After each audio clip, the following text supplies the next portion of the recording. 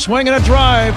Right field and deep. Back goes Aquino. It's got a chance. Gone. Get out the tape measure. Long gone. Fly the W! Cubs fans, it's time to fly the W with Dustin Rhodes and Paul Crawly Jean. This is the Fly the W podcast, season number 4, episode number 64. The Cubs and Shota Imanaga part ways, and you are listening to us as part of the Blue Wire Network. Don't forget to listen, download, subscribe. Most importantly, review the podcast. Follow on all the socials. I'm at Mully and Haw on X. You can follow me at Crawly's Cubs on X, Blue Sky, and TikTok. Crawly's Clubhouse on Facebook, Instagram, YouTube, and Threads. And you can email us at crawlysclubhouse@gmail.com. Dustin, since the last time we talked, we had a World Series for the ages, I think. And now free agency has officially begun as of 8 a.m. Central Time on Sunday. And Dustin, it's been the Wild West today, hasn't it? Yeah, lots of moving parts. I would agree with you. One of the best World Series I can remember. And it went 8 games in a little bit, right? It was not even a 7-game series. It was an 8-game series based on the 18-inning game we had. And it definitely lived up to the hype. And that Game 7 had a little bit of everything. Yeah, and you know, good for baseball. I hope they build off it. I hope that they continue and are able to figure something out before the next CBA expires, because you want to build on something like that. But part of this whole CBA thing now makes it confusing as we are getting into talk of free agency. And so The last time we were on here, right, we were talking about all these, free agents that the Cubs are going to have and, how this is all going to work. So as of 8 a.m. Sunday, after the World Series is over, right, the Cubs had to take Aaron Savali, Brad Keller, Caleb Thielbar, Carlos Santana, Drew Pomeranz, Kyle Tucker, Ryan Brazier, Taylor Rogers, and Willie Castro off the 26-man roster. Some of those obviously more painful than others. And we talked about some of those guys on the last episode. Right. Some were kind of no-brainers, right? Right. No doubt about it. But now free agents cannot sign with new teams just yet. The first 5 days of the offseason are an exclusive negotiating period during which free agents can only talk money with their most recent team. In addition, the deadline for players and teams to make a 2026 option decisions comes 5 days after the World Series. So this all started on Sunday, right? Right. And we're still not 5 days removed, right? We're still not 5 days removed. We still have more to come. We have more to come. But that's going to include either the opt-outs, the players' options, the club options, the mutual options. And the one, Dustin, I think that we were thinking about, but we were not sure how it was all going to play out, was Shota Imanaga. So to me, Dustin, this was both shocking and not shocking, right? That all the decisions and how it played out. But it was, to me, Jesse Rogers was the first to kind of break this, right? That Shota Imanaga is a free agent. So the team rejected their option to extend his contract out to a 5th year. Right. That triggered his ability to exercise a $15 million player option for 2026. And he declines that as well. Were you surprised? Not surprised? Well, I wasn't surprised about the first part. I'm not surprised that I would have been floored. I think you would have been too. Obviously I don't want to speak for you, but if they would have guaranteed him $50+ more million, that would have shocked me based on the fact that a fully healthy guy was not brought into a decisive game against the Brewers in the playoffs. Not at all. Not even warmed up, Crawly. So that wasn't going to happen. I'm more surprised that he did not say, well, I'll take 15 million and I'll roll the dice. Like, he thinks there's more out there for him, but there still is a possibility, right, that he comes back to the Cubs at a number higher than 15, but probably lower than 25, somewhere just above 20 million, correct? That's correct. But when you talk about a fully healthy guy, I have questions. And here is what Jed said when he was talking to the beat writers about Shota Imanaga right after the season ended. When we signed Shota, he sort of shown us his production over the last 2 years, he would have taken that in a heartbeat. So not only has he produced for us, but he's just a great teammate, terrific asset to the organization. Obviously, we have decisions to make and we have discussions to make, and we over the next 2 or 3 weeks we'll do that. But I've got nothing but positive things to say about Shota. So good. I mean, it right? would have been massive breaking news if he would have said something negative about Shota. He didn't say anything that was like, oh wow, I mean, we could have written that like AI generated GM talk about player under contract, right? I mean, there's nothing crazy there. Nothing crazy, but I guess when you think about it, Shota signed that contract 2 years ago, and I'll never forget it because I was at Cubs convention and I was invited to the press conference, right? Mm-hmm. And I'll never forget. He first words out of his mouth, "Hey Chicago, what do you say? The Cubs are going to win today." He wears number 18 because of Ben Zobrist. He comes out to Chelsea Dagger. He just embraced everything. And when you take a look at that first year with the Cubs, he finishes with a record of 15-3, a 2.91 ERA, and 29 starts. I mean, he is in the Cy Young conversation. I want to say he finished 5th in Cy Young voting there. He was up for a possible Rookie of the Year discussion. And then he comes into the second season. And Dustin, if you sat there and you looked at it, say he got injured. And that to me is always the question, is how much of that played a role? Was he the same guy before the injury and after the injury? And we don't know Shota well enough to kind of. And you're correct. That's a huge point. It's a huge point. And obviously the Cubs have way more information than Crawly and I have on this. And also it was the idea that even if he wasn't hurt, let's say he was tipping pitches or people were like, they didn't think they could fix it. Because I think if they thought they could fix it, they would have, maybe tried to have done that $15 million thing. But right, maybe he thinks he can get 2 years, $30 million. I think the timing is just bad for him, considering how he pitched at the end of the year, where we are with the labor agreement. I just don't know that there's a market for that type of pitcher at 35, 40 million over 2 years guaranteed. Well, pre-All-Star game, he was 6-3 with a 2.65 ERA. Post-All-Star game, 3-5, 4.78. And again, when you look at the numbers, the one that just pops out is September. Mm-hmm. He goes 1-2 with a 6.51 ERA. The huge home run that he gives up to Manny Machado, the disaster in game 2 against Milwaukee in the NLDS. I mean, I don't know exactly what happened. And again, it doesn't surprise me that Shota did not exercise the player option. Okay. Because that's going to put the Cubs kind of in a little bit of a bind because you know that they're going to want to get that draft pick, right? So you make the qualifying offer. And if you do that, again, he's going to make a lot more than what he would have made annual average value over the last 3 years, right? I don't know what he wants to do. I don't know where he's going to go. And the other thing, Dustin, to think about is that there are a couple Japanese players that are going to be available this offseason. And so I just kind of sit there and I wonder, like, oh man, I don't know, maybe we've talked about recruiting being a part of this. And you saw obviously the Dodgers have, some of the best Japanese players available, but it's a big deal, Dustin.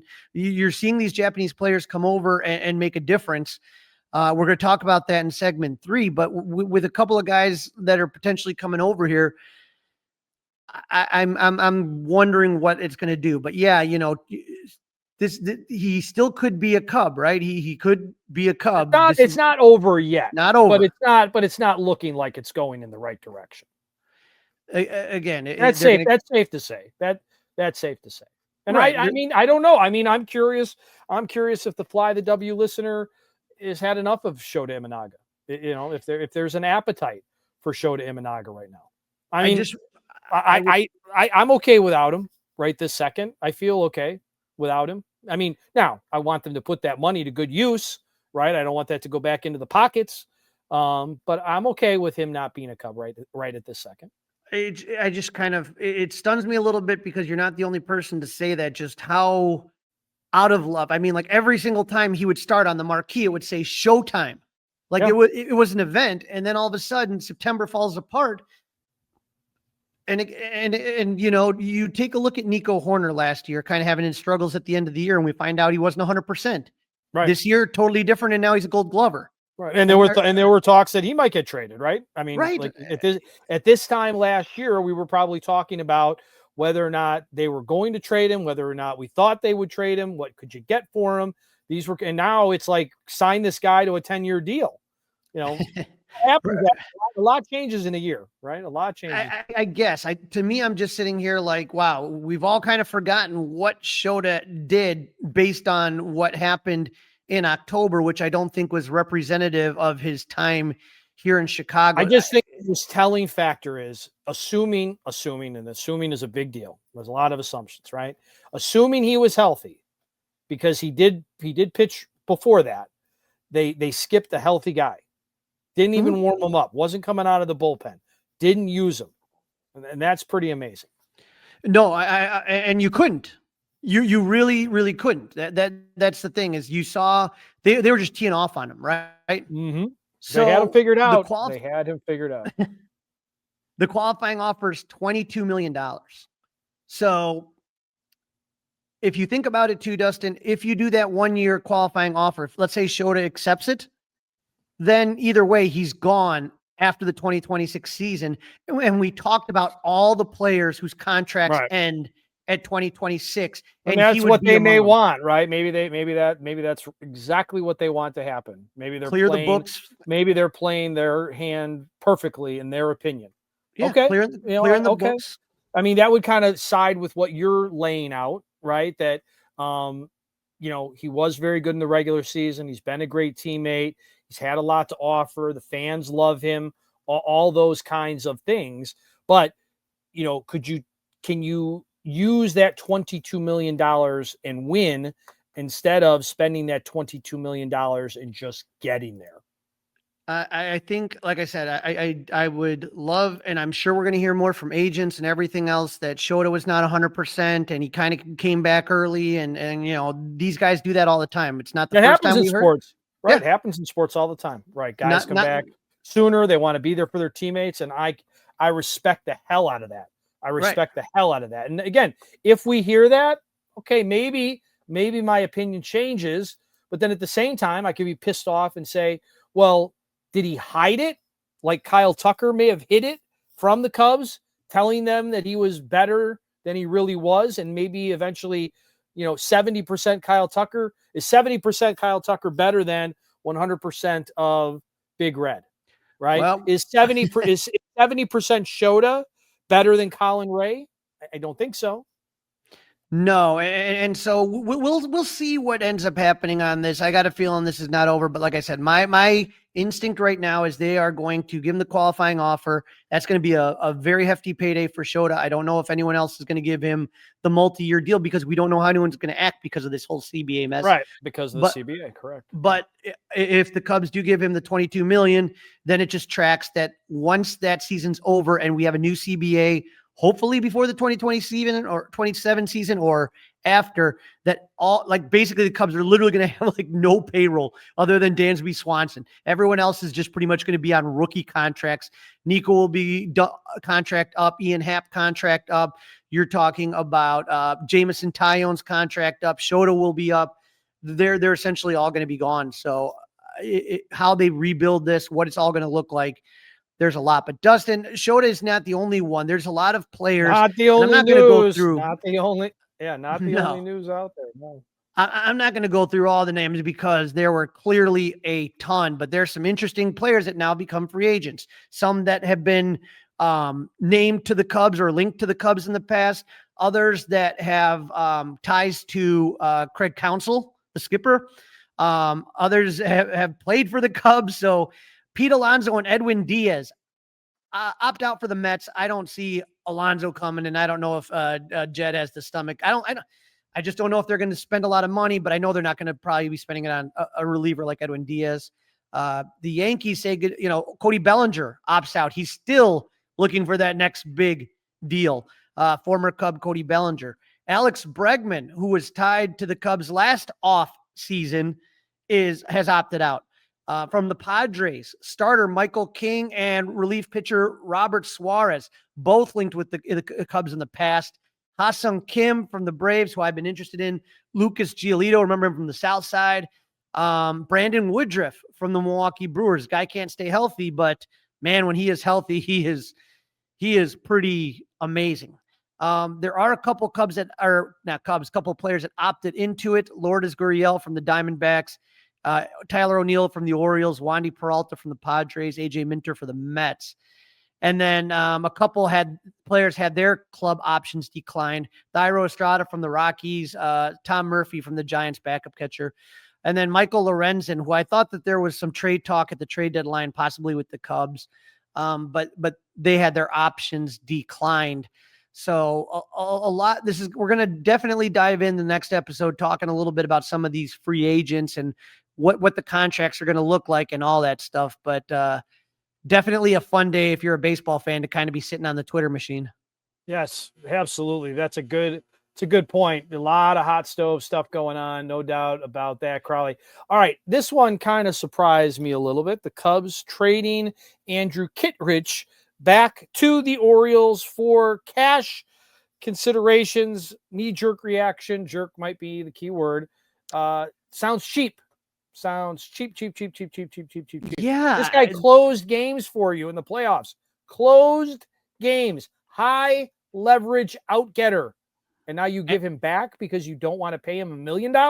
I get the not wanting to pay him the $9 million. Okay? I get that. They probably might be able to do better than, but I mean, so you don't even have to pay the $1 million? It's kind of weird. I get that. I think the cheap part is not the $1 million. I think it's not paying the $9 million.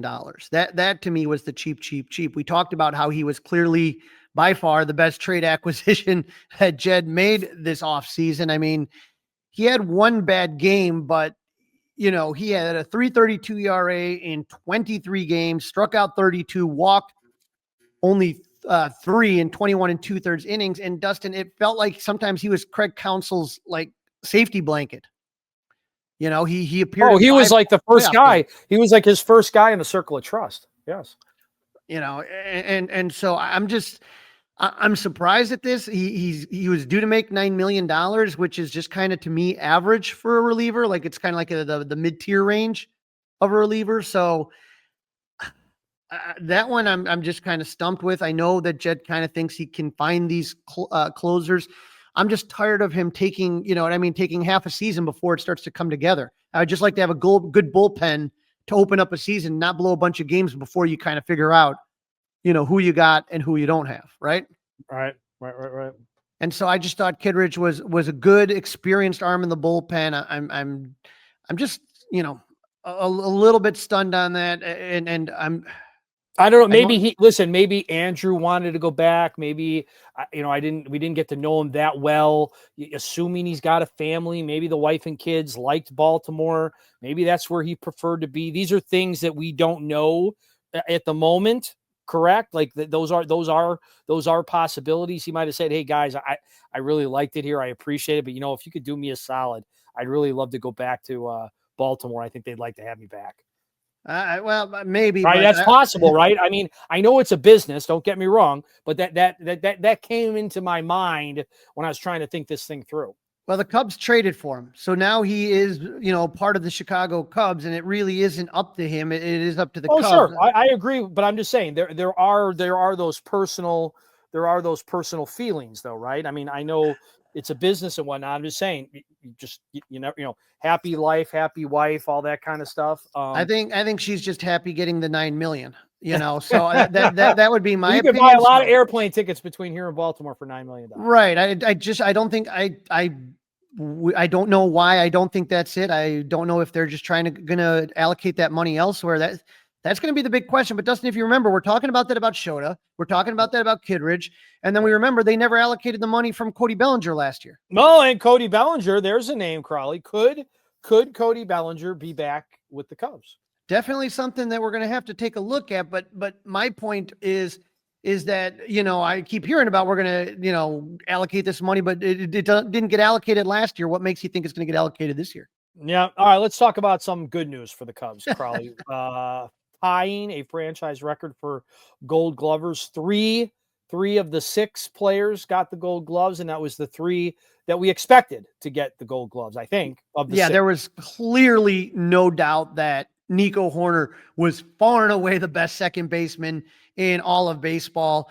Ian Happ 4 times in a row, and then PCA, the first of many. We knew Matt Shaw wasn't going to beat out Brian Hayes, and Patrick Bailey was going to have the catching. The only one that I thought was going to potentially break the franchise record of 3, and I know that that the new Chicago Sports Network kind of got that tweet wrong a little bit earlier, but I thought that maybe with I thought that Matthew Boyd was going to take it, but Brandon Webb gets it. And I thought that was the one that I thought potentially had it. But when you take a look at that, the most consecutive Gold Gloves by a Cub is 9 by the late Ryan Sandberg. That was 9 in a row from 1983, Dustin, to 1991. So I don't think Ian Happ is going to break that, even though he's got 4 straight. I don't think he's going to get to 9 straight. I think that Nico Hoerner really was overlooked last year. I'm glad he got his second career Gold Glove. The question is, how many do you think Pete Crow Armstrong gets in his career? Great question. Great question, Crawly. I mean, put the over under at 8. Is that crazy? Is 8 crazy? I don't think it's crazy. The question you're going to ask yourself is, are they all going to be with the Cubs? And you hope that they are. I thought that he should have been considered last year. I thought that was a joke that he wasn't considered in 2024, in my opinion. But he was just a phenomenal defensive player, one of the best in center field that I have ever seen personally, as far as center fielders are concerned for Cubs. Now, Dustin, it is up to fan voting for the Platinum Glove. The way this works is fans vote for the best defensive player from the 9 Rawlings Gold Glove winners in each league, and that vote is combined with sabermetric data to find the single best defensive player in each league. The Cubs, this award's only been around since 2011. There's only been 1 Cub to win this award. That was Anthony Rizzo in 2016. So Cub fans, get on it, get online and make your vote. I've already voted for PCA. You should as well. All right. Tell people where to do that again, Crawly. If you go to the Rawlings website, www.rawlings.com, you can vote for that. And then there's links on the Cubs website to get you there. They're going to tell you to vote for all of them, and you can vote for all of them. But to me, I'm just trying to get all my votes for PCA. And then I purposely, for the American League, I think I picked the utility guy for the American League so that it would take votes away from Rafael Cedena, who is, I think Pete's biggest competition for that Platinum Glove. So yeah, please vote. You're listening to the Fly the W podcast, part of the Blue Wire Network. It is season 4, episode 64. The Cubs and Shota Imanaga look to be parting ways. Don't forget to listen, download, review, subscribe to the Fly the W podcast. 5-star reviews. We'll take it. You can also email us at crawleysclubhouse@gmail.com. And don't forget, you can watch us on Crawley's Clubhouse YouTube page. We are coming up to the 10th anniversary of the 2016 Cubs World Series win. Sunday was 9 years ago. A few of those championship-winning Cubs will be returning to the Donald E. Stevens Convention Center for the Chicago Sports Spectacular in November. In this segment, Crawly talks to Kevin Schwartz of Schwartz Sports on which of your favorite athletes will be at the Spectacular, signing autographs and taking pictures. And I am happy to have on our old friend, Kevin Schwartz, which means the Chicago Sports Spectacular is coming up soon. Kevin, how are you? I'm good. Thanks for having me, Crawly. Oh my God. This is literally like, for people that don't know, the Chicago Sports Spectacular, I can't even remember how many years it's been going on now. I know I've been going for roughly about 20 years. I want to say at least. The show is actually 35 years old. It started around 1990. Yeah, I remember, right around when I was in high school and stuff like that. And usually it's twice a year, but you guys got now one up in, Michigan and Detroit. I'm hoping there's a certain former Cub, now Tiger, that may be one day joining. But it's coming up, the Chicago Sports Spectacular. And for people that love autographs like me, it really is one of the best. And I love it because it's in Rosemont, it's close by, and you guys just always do such a good job getting guests. And so the show is coming up November 21 through the 23rd. And I wanted to have you on just to let people who haven't been there before know what's going on and let people know what an incredible lineup you have for this year's show. Yeah, so our show is, like you said, November 21st to the 23rd at Rosemont Stevens Convention Center. We're there all weekend. We'll have over 400 vendor tables. They sell everything from autographed Cubs memorabilia to display cases. They'll have packs of cards if you're a card collector. I know tons of vendors now have Pokemon, Yu-Gi-Oh. So we have a mix of everything from our vendors and our sponsors.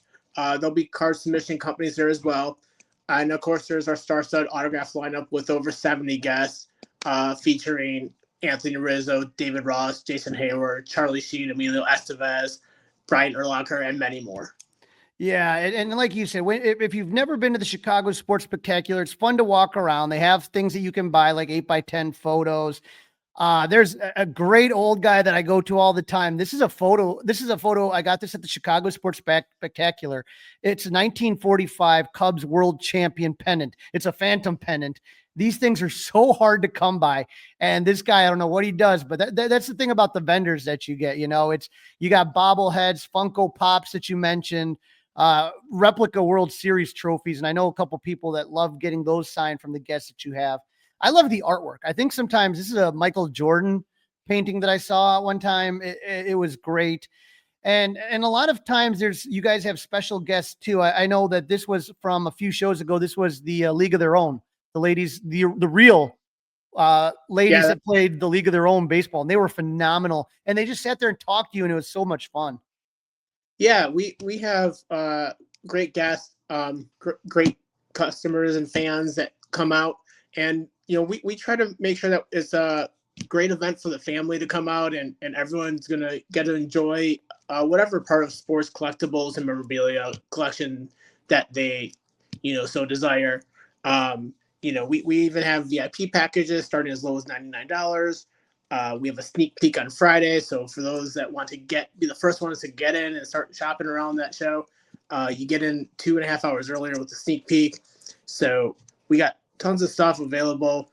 And like you said, we got a star-studded Cubs lineup too this time. Yeah, and one thing I always like to see, man, this is a picture of people just trading cards, and you see this all over, and it blows my mind. Like, these people will not sleep. They're swapping and trading cards, kids all over the floor, baseball cards everywhere, and you got everything from high-end cards to the penny card table, where you could just sit there and try to find some good ones. And you mentioned the VIP package. I like kind of getting a little bit of rest and relaxation and food. It's a lot of fun, and they got games in there, but I just have a lot of great memories. This is one of the last times I ever saw Ryan Sandberg alive, and Rhino went to your show countless times. He would be there all the time. Every time it would come around, for the most part, Rhino would be there. And I think a lot about this. This was from that last time he was there. Take a look at my ticket number 23.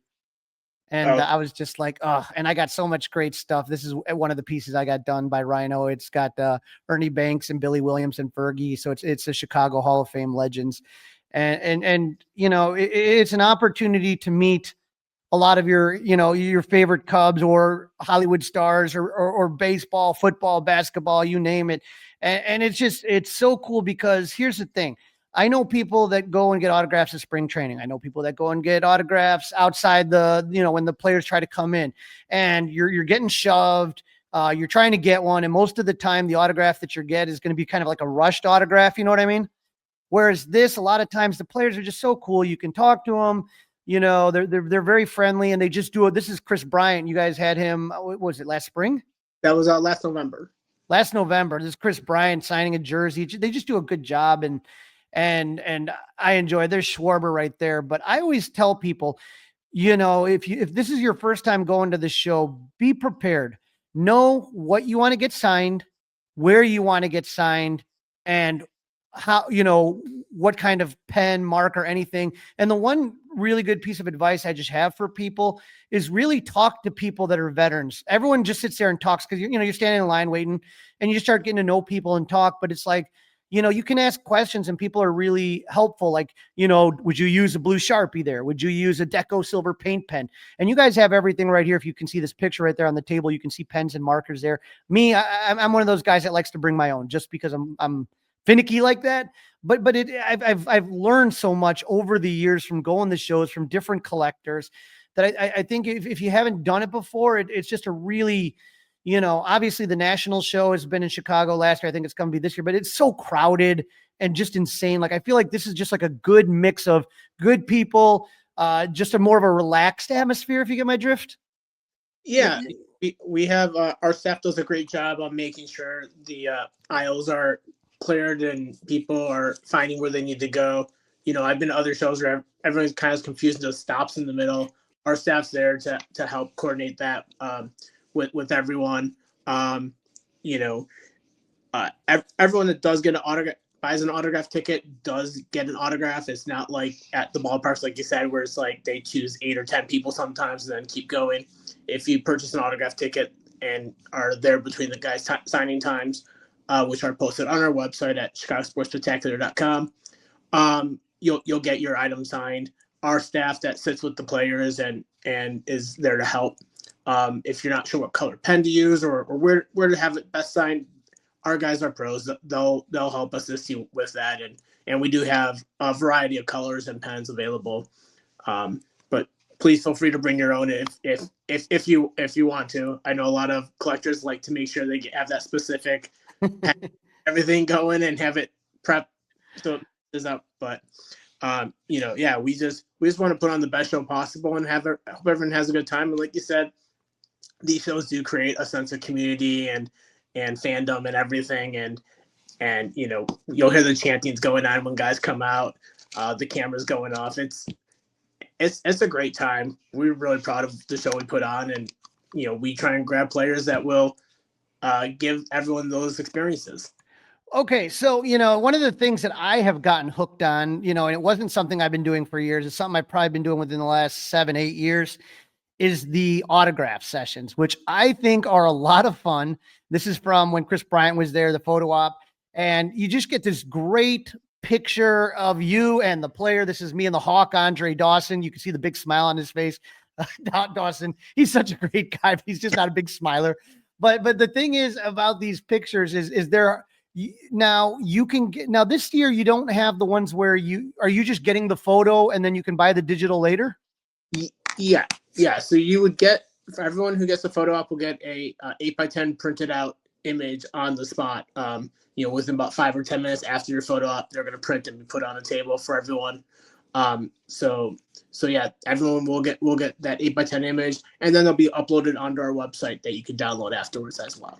Now, here's a little tip for everybody that does it. Bring top loaders, an 8x10 top loader. That's what I like to do. So when I go, I bring my 8x10 top loader, and as Kevin, as you said, they print them out and they put them on the table. I put it in my top loader, and then I'm kind of goofy. I get them autographed. So I get them autographed. I know other people do as well.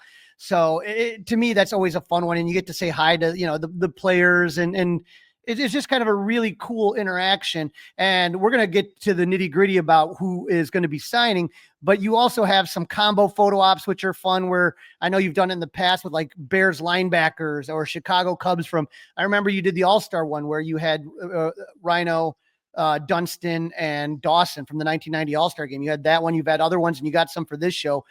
They are just a lot of fun. But for people that are interested in going, the show opens on Friday, November 21st, right? And so, like you mentioned, you can get the early entry ticket if you want to buy that. And for me on Fridays, I especially love to kind of just walk around and get a feel for the show, see what vendors are where. And so the show is going to open up on that Friday. And so the general admission is 3:30 to 8:30, VIP and sneak peek 1 to 8:30 right there. And then the rest of the time on Saturday, 9:30 to 5, VIP 9 a.m. to 5 p.m. and Sunday 10 a.m. to 4 p.m. And I like to pre-buy my admission tickets just because then you don't have to worry. To me, it's a lot easier. But you can also get one-day passes the day of, right? Yeah, we sell admission tickets, one-day passes at the door. We do sell VIP packages at the door. We do recommend pre-ordering in advance on the website. It gets you in quicker and guarantees you more straight line to getting in the show and going and enjoying the event instead of waiting in line. And the other thing to kind of keep in mind is for every autograph, you need a ticket, right? Like you can't bring 3 things and only have 1 ticket. So they're going to sign 1 autograph per ticket that you have. If you want an inscription, you would get an inscription ticket. For example, if I'm getting a photo op, and I want an autograph, I have to get a photo op ticket and a autograph ticket. So it's just important to be aware. But, in this show right now, Kevin, there's a lot, 2 anniversaries, right? You got the 1985 Bears 40th anniversary celebration. I remember this like it was yesterday. I was about 10, 11 years old, and you got a pretty stacked lineup for people that are fans of that Bears team.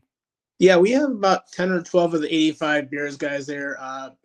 It's, featuring Mike Singletary, Jim Covert, Willie Galt, Gary Fensick, and a bunch of other guys that were on that Super Bowl winning roster. So yeah, as we close out 2025 and the 40th anniversary of the 85 Bears, we wanted to have another party with them. So. And those guys always love a party. Now on Friday night, there will be 2 Cubs there, right? Sweet swinging Billy Williams. And I swear to God, that guy, he just so, for his age, he's just so sharp and he loves talking to the fans, and he's got a really awesome signature. I really like his signature. The old guys to me always have the best signatures, but I love having Billy there, and he's such a pleasure to talk to, smiling, laughing, joking with the fans. If you're also going to be there Friday night, and I think he's there all 3 days, right? Ray Burris, Raybone? Yeah, Ray Burris will be in our forward area, which those celebrities and players handle the tickets themselves the day of. But yeah, he'll be there all 3 days, signing at his table. Yeah, not only do you have all these Bears like Fensick and Sean Gale and Jale Hilgenberg and Willie Galt, Singletary, Covert, Kevin Butler, Dennis McKinnon. I mean, the list goes on and on. And Billy Williams, but you also got Dennis Rodman. So Dennis Rodman and Billy Williams, there's a little bit of overlap, but boy, 2 different guys as you can imagine, right?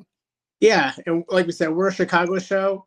We're a sports show. We try to hit all sports, all Chicago teams. Just bring out the talent that the fans are looking for. So, and then on Saturday, there are definitely a lot of different sports there, but to me, like for people that are into the Bears, again, you're gonna have Urlacher and Lance Briggs there. A lot of Illini. You guys got a lot of the Fighting Illini, whether it's James Augustine or Luther Head or Deron Williams. But I feel like Saturday is really Hollywood heavy this time. It's really interesting. You're going to have some guys that haven't been signing in a while. So, back to the Illini. It's their 20th anniversary of the 2005 Final Four. We have the 5 starters and Bruce Weber appearing throughout the weekend. It's the first time all of them have done a single event for us like this. So we're excited about that.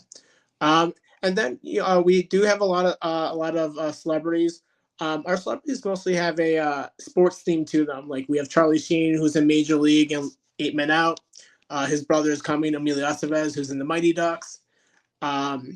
We got Christopher McDonald, who played Shooter McGavin in Happy Gilmore. John Cusack, who's Buck Weaver in 8 Men Out. And we even have Thomas Ian Nicholas, who is Rowan Gardner in Rookie of the Year. And his girlfriend from American Pie, Tara Reid, will be there as well. Well, I got to tell you. So Friday, I'm going to go in and I'm going to check out the show. And one of the things I like to do is get my memorabilia authenticated. I don't know if my kids one day are going to want to keep all this stuff or sell it down in this basement, but I always feel like authentication is a really good way to go. And so that's my goal on Friday, is really to get authentication. But I'm telling you, Sunday for me, and I think for most Cubs fans, is where you get some real big excitement. So if you are a Cub fan, we mentioned Ray Burris is going to be there. I think you did this as a favor for me, Kevin. I think you did this one right here. How about this? Rick Monday. Ladies and gentlemen, I always sit there on the website and I always throw out my 70s obscure Cubs that I want to see again. And you got one, Rick Monday. Those of you that remember, center fielder for the Cubs. And I'm sure that flag photo is going to be one that is very, very popular with Rick Monday back. Yeah. We do get a lot of fans giving us names and stuff like that. I know you're on there, Crawly, giving me Rick's been a guy we've been trying to get for several shows now, and we're just excited that he's able to appear. He will sign flag-related items. It is a premium. It's all the pricing and details about that is stated on the website. But yeah, we love getting the players out that the fans are looking for. So, and Rick was one of those guys. Yeah, he hasn't been around in a while for a show or even Cubs convention. So I can't even remember the last time I remember him signing. So that's really great. And then a guy that I've gotten to know over the years, Leon Durham. We had an 84 reunion with those guys for Club 400. I think it was last year. And Leon's a great guy. And so I'm the photo with him and sign. Yeah, I'm a lot kind of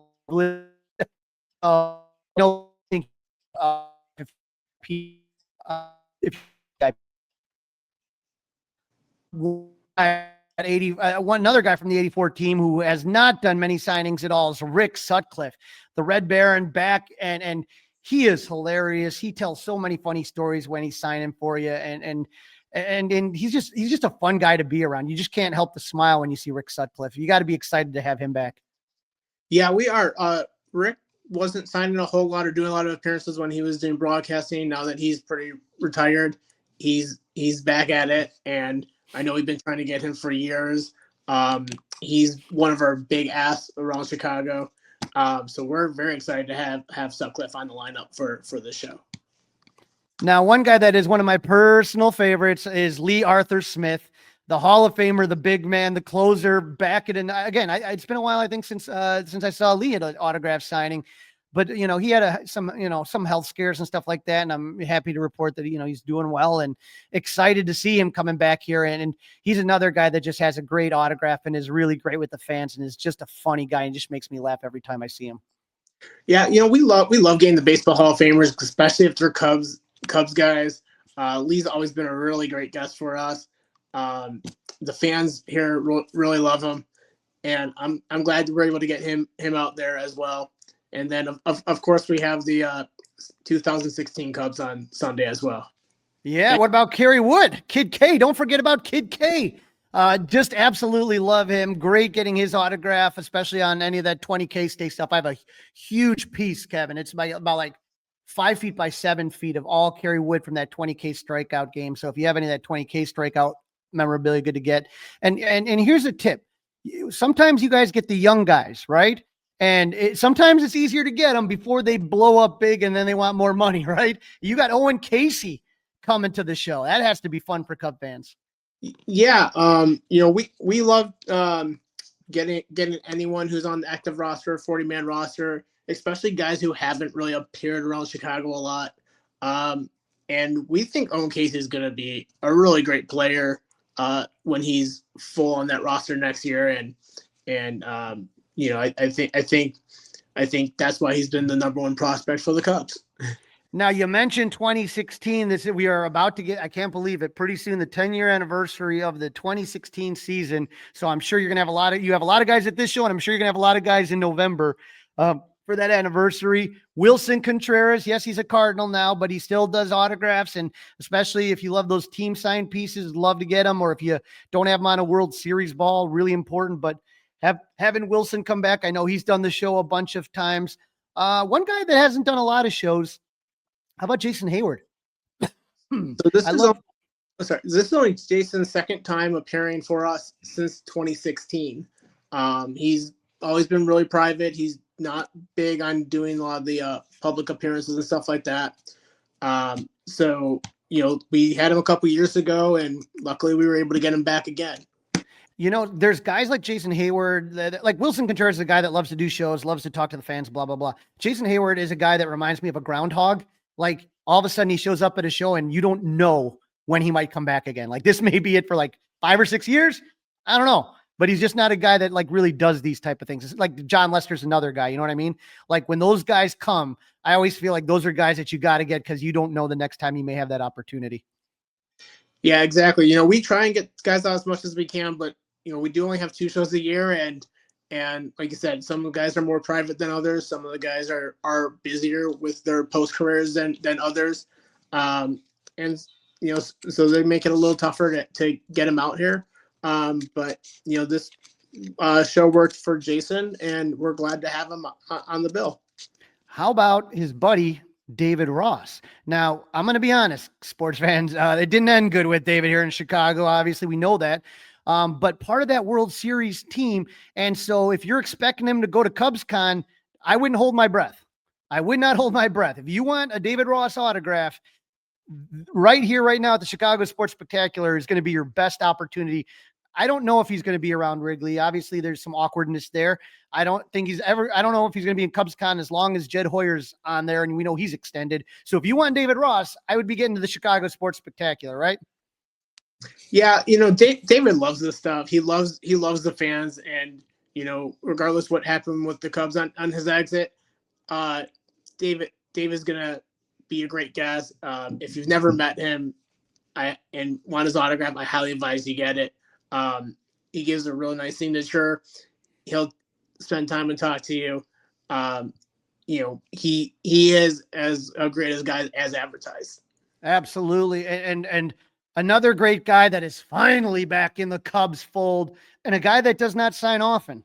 How about I think this is your biggest guy, man. Anthony Rizzo coming back. I think the last time he was in the Chicago Sports, it was like 2018, 2019, somewhere around there. Yeah, it's been about 6 or 7 years on Anthony since he's been at the show. He said he's retired now, so he's got time to do it. But he is going to be a big seller. We do advise people on the Cubs because they're all going to do really big numbers. And we do go in ticket order to pre-buy. By pre-buying on the website, you will get a lower number, so you will not have to wait in line as long. And I talked about those combo packages, the photo ops. You have a photo op, David Ross and Anthony Rizzo. I mean, how cool is that to get a picture with those two guys together? Yeah, it's something we started a couple of shows ago, doing some of these unique photo combos. We've had Magic and Jabbar before. Like you said, we did the 380 Cub stars with Dawson, Sandberg, and Sean Dunston. And this show, we've added a couple more too. We're going to have Anthony Rizzo and David Ross, Emilio Estevez and Charlie Sheen, Briggs and Urlacher. So we're just something else to just give the fans that moment where they can't always obtain that just being at the parks and stuff like that. Well, Kevin, I appreciate you jumping on. And the key for anyone is that if you have any questions, the best place to find the answers is the Chicago Sports Spectacular website. So if you go to chicagosportspectacular.com, what I always tell people to do is when you click on home and you go to show info, there's a lot of really good information for people that have never been to a show. So I really recommend clicking on there. And then again, buying those autograph tickets, pre-buying them. When does the pre-sale end? The pre-sale ends the Tuesday before the show. Okay, so just best to get it. That way you're guaranteed a ticket. We don't know if Rizzo will sell out. So if you want a guaranteed ticket, that's the way to do it. And also to get a lower number, like you said, so you are not waiting in line. And again, I would also follow Chicago Sports Spectacular on Facebook. I'm always on there spitting my 2 cents in there. So it's a lot of, again, it is a community. There's some people that I only see at the shows. Like I literally see them twice a year. It's at the November show and then the show later on in March. So always just a blast. Yeah. And like Crawly said, you can get all of our info, times, pricing for all the players at chicagosportspectacular.com. Tickets are on sale at this time. Don't forget to check out our VIP packages as well as sneak peek and admission details. Absolutely. Don't miss this one. This is going to be fun for all the Cub fans, and I hope to see you all at the Chicago Sports Spectacular. Thanks for jumping on, Kevin. Thanks for having me, Crawly. We'll see you guys at the show. This is the Fly the W podcast, season 4, episode 64. Cubs and Shota Imanaga are parting ways. Crawly, on the last podcast, we got into a couple of the World Series games, but when we left our listeners, it was a best of 3 series, Dodgers and Blue Jays. Let's give everybody our thoughts on what was one of the most memorable fall classics in quite some time. Dustin, I know I'm not as tuned into all sports like you are. I knew that there had been no repeats in baseball since the Yankees of 1998 to 2000. Yeah, it's hard to repeat in pro sports nowadays. Yeah, hard to repeat. Those dynasties are gone. There's windows, there's pockets where you might win, 2-5 or 3-4 or something like that. But back to back and 3 in a row, it's really hard nowadays. That was, according to Sarah Langs, the longest drought without a repeat champ in the 4 major sports history. Yeah. And great follow. She's a great follow on Twitter.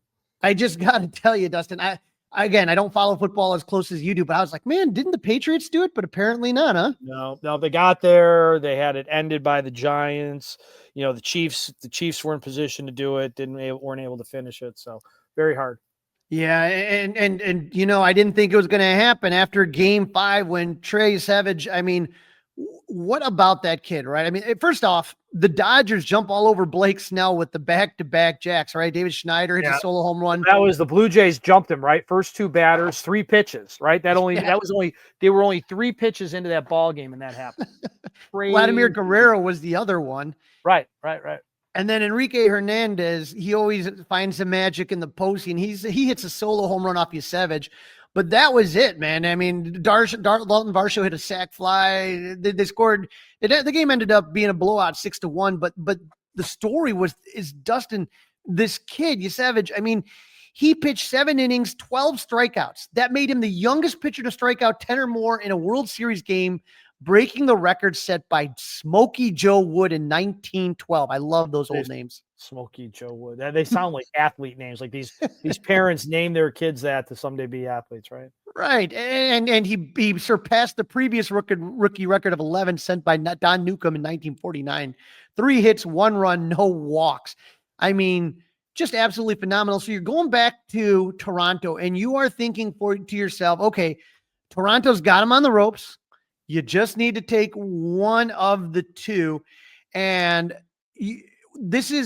I do want to say Game 6, shout out to my guy, he's been a guest of the podcast, friend of the podcast. How about John Vincent singing the national anthem in Toronto, Game 6? Did you see that? Yeah. Uh-huh. What an absolute awesome moment for me as a Cub fan to see Johnny out there. He's just such a great guy, such a great human being, a gentle giant. And to see him get that honor was truly, truly tremendous. Kevin Gausman taking on the unflappable Yoshinobu Yamamoto. Was he going to get another complete game? The Dodgers kind of broke it open a little bit earlier. Mookie Betts had that big hit. I thought the 2-run single that gave the Dodgers a 3-0 lead. And when I'm watching this game though, Yamamoto 6 innings, gave up 5 hits, 1 run. So he didn't go complete. But Dustin, everything kind of changed in that wacky 9th inning, right? 9th inning, Alejandro Kirk's hit by an 0-2 pitch to lead off the inning. Then Barger, Bam Barger. What a offseason or what a postseason he had. I mean, that was just unbelievable.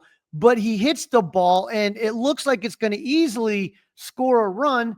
And then all of a sudden the ball gets lodged in the padding. And Dustin, I know as a Cub fan, right? You and I both know that the rules, right? You know what the ground rules are before the game. And when it comes to Wrigley Field, the Ivy monster that's eaten everybody up before and just swallows ball whole. Everybody knows what the rule is. If the ball goes in the Ivy, you put your hands up. Do not dig in there. And then it's a ground rule double. And so I sat there, and when I saw that ball get lodged underneath there, I wasn't sure of the rules, but you know what? The Dodgers were well aware. They put the hands up, ground rule double. And so they will eventually get that run to score to make it a 1-run game. You got a runner on second, right? And how about Tyler Glasnow coming in? But he gets Andre Jimenez to line into a double play. Barger was leaning off too far. Just an unbelievable way for that game to end. Double play to end the game. Just shocking. Double play to end the game. Yep. Double play to end the game. Just a great World Series, and obviously a real obvious MVP of that series, right? I mean, getting the 8 outs after starting the day before. I mean, just crazy. Absolutely crazy. What a World Series. We do know that the 2 best words in baseball, Game 7. Yeah. And in all sports, right? In all sports, not just all sports, but especially baseball for me, I guess. And we all think back to the Cubs Game 7, and I didn't even have a dog in this fight. Dustin and I was just getting nervous, and my stomach was turning as you sit there and you go in there, and you're thinking to yourself, okay, you got Max Scherzer, coming in there, and when I took a look and you saw that Bo Bichette hits the home run, right? I'm saying to myself, all right, off Shohei Ohtani, no less, hits that 3-run home run, and it's 3-1. They're hanging on, and then it comes to 4-2, and then you get into the 8th inning, right? And you get Yosevich to come back out again, and Max Muncy solo home run to make it 4-3, and then they go with their closer. You get it to the 9th. You're 2 outs away. And Blue Jays closer Jeff Hoffman gives it up to, of all people, Dustin, Miguel Rojas, who had lost his job. I mean, he literally lost his position. It was, it was just unbelievable. And then all of a sudden, he ties up. That was a 91% chance to win Game 7 at the start of the inning. 91% chance. And to sit there and lose it. And then you start getting into all these crazy things. Bottom of the 9th. Right? You're sitting here and Guerrero almost hits one out. That bases loaded play where you had Isaiah Kiner-Falefa, and he did not take a big lead. And afterwards he said, they didn't want me to take a big lead. You got to get as much. No one's saying a big lead. You don't want to get doubled off, but you have to take a bigger lead. And he gets thrown out at home by Rojas. That would have been the game. That would have been a game right there. Then Clement comes out with 2 out now because of that play at the plate, bases loaded, a fly ball, right? Clement hits a fly ball. Ernie Clement, who had just a phenomenal series. Andy Pages comes into the game for defense. He plows over Enrique Hernandez. And 1, I don't think he's going to get to the ball. He just took off. 2, when they collided, that was a violent collision. Mm-hmm. That was just phenomenal. What a play. And he's able to catch that. And now we got the first extra innings game since 2016. Yeah. What happened then? We know what happened then. And Will Smith hits the home run off Shane Bieber. And Dustin, like you said, there's no doubt that the MVP was Yoshinobu Yamamoto. I mean, just looking at what that kid did, it was, World Series Game 2, 9 innings pitched, 4 hits, 1 earned run, 8 Ks, 1 walk. Game 6, 6 innings pitched, 5 hits, 1 earned run, 6 Ks, 1 walk. Game 7, the next day, 2.2 innings pitched, 1 hit, 0 earned runs, 1 K. 3 wins the guy gets there. There is no question there. And that just reminded me a lot of Randy Johnson in that Game 1 in 2001. Yeah. Pitching Game 6 and Game 7. He just had to pitch longer. He had to pitch 2.2 innings compared to 1.1 for Johnson. But I am absolutely just blown away. And Dustin, as trying to be objective baseball fan and taking my Cub fandom out of it, which I know sometimes is hard for me to do, I think the storyline was better in 2016, where you had the 2 teams with the longest droughts in baseball, the Cubs in baseball, 108 years, and Cleveland, which I think was at like 68, 69, something like that at the time. So you knew one of them were going to break it. Cubs were down 3-1. They were able to come back. The Game 7 was one of the wildest Game 7s, and to win in extras after it looked like the Cubs were going to let it slip, right? The Rajai Davis home run and the rain delay and the tarp and Aroldis Chapman crying in the dugout. And you're saying to myself, this is going the wrong direction. And then all of a sudden you see Schwarber get the hit, and then Ben Zobrist gets the big double, and Miggy gets the insurance run. And then even then Cleveland comes back, and they were threatening again in the bottom of the 10th. But if you take a look at the series as a whole, all 7 games, I think this World Series tops it. I think that when you take a look at all 7 games, because in 2016, if you go back and look, game 1 was a blowout. Cubs got blown out by the Indians in game 1. Yep. Game 2, the Cubs return the favor. They blow out the Indians in game 2 behind Jake Arrieta. No, just not nearly as competitive. Correct. Game 3 was really, really a close game. Really close game. The Cubs had the tying run, I want to say at third with Javi Baez up in game 3. They lost that one. And then you had game 4 was a blowout. The Cubs lost that one. Game 5 was close. Game 6 was a blowout, and then game 7 was close. Right. So you had like 4 blowouts and 7 might have been more exciting, like more action, if you will, right? I mean, it was bad. It's like a heavyweight fight. You'll take that. Well, I'll take that. Well, you got that. I'll take that. You know, it was a 1-2, 1-2. That was watching that again, the highlights of that game on the anniversary on Sunday was a lot of fun. I would say that when you talk about the World Series as a whole, like the 3 that I always think about are 2001 Yankees, Arizona, obviously the Cubs versus the Indians in 2016. And I think this one is going to be up there. And I think, you can make an argument however you want on those 3 World Series. But to me, as an older baseball fan, in my 20s, in 2001, I was in my 20s, you sit there and I think I appreciated those. Those are the 3 that really stick with me. I remember 88 and Kirk Gibson. I remember other World Series, but those 3 to me, when you're talking about excitement and event and just phenomenal play and stuff like that, it's going to be hard to beat those 3. So I'm going to give the 7-game series to this World Series, but the game 7, I'm still going to go with the Cubs versus Indians in 2016. All right, Crawly, that is a wrap. Don't forget to listen. Don't forget to download. Don't forget to review, subscribe to the Fly the W podcast. Email us your thoughts and your questions. Crawly's Clubhouse, gmail.com. You can watch us by subscribing to the Crawly's Club YouTube page. Crawly, have a great next couple of days, and we will keep bringing you Fly the W fans the info as we see it, and then we will react to it with you. Yep, let's hope that Jen knows what he's doing. Go Cubs! It's all over.